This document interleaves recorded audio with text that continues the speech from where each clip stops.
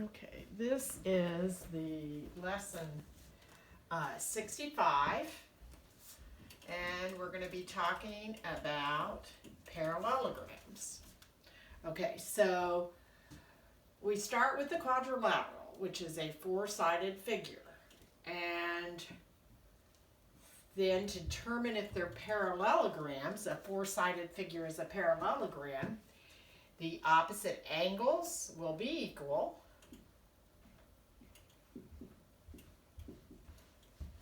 The sides will be, the opposite sides will be congruent.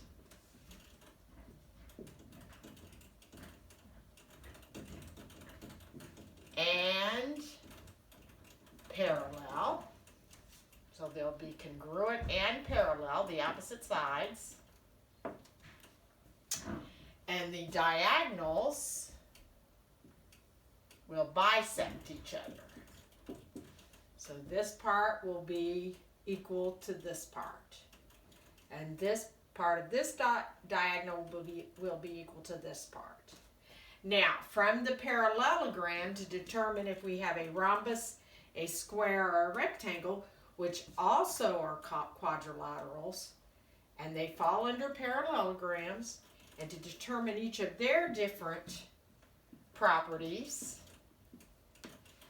a rhombus, which looks like this, will have opposite angles equal. They will have opposite sides equal, but all their sides are going to be equal. All the sides of a rhombus are equal. And the square is the same way. All the sides are equal.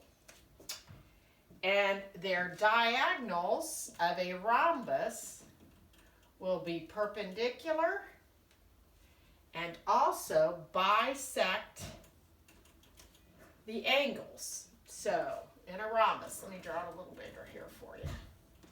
These diagonals will bisect the angles in a rhombus, and all their sides are equal. In a square, you're going to have right angles in a square. All the sides are equal. And the diagonals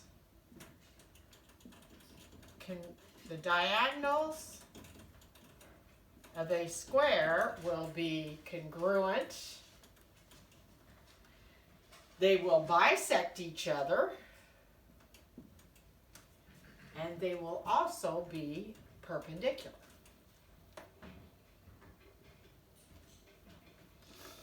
A rectangle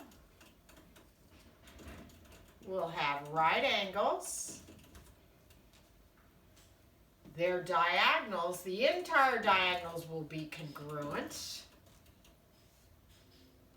And their opposite sides will be equal. Okay, that is basically the entire section of quadrilaterals, which parallelogram is part of the quadrilaterals that has their own separate properties here. And then from the parallelogram, the rhombus, square, and rectangle are also parallelograms. And they each have their separate properties. And that concludes this lesson 65. I will work one with you. We'll do a few problems in the next video.